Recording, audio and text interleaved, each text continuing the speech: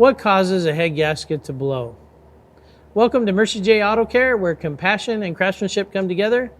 I'm Rick Smith, Master Certified Technician. Well, this is a head gasket right here. And there's a few things that can cause it. One, it can literally just be over time. We have a cylinder head on top of it and an engine block underneath.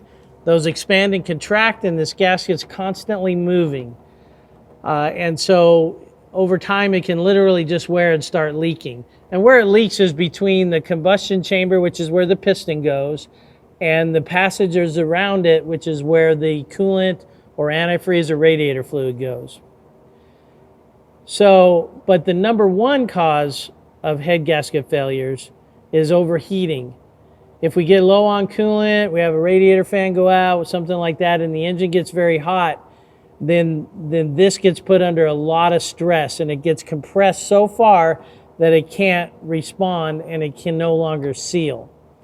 So, primary cause of head gasket failures is overheating. Also, if you don't change your coolant or radiator fluid or antifreeze, whatever you want to call it, often enough, it can corrode this as well. So stay on top of those coolant changes. Don't overheat your engine. It's the best thing you can do to protect your head gasket. Thanks for watching, and until next time, safe travels to you and blessings.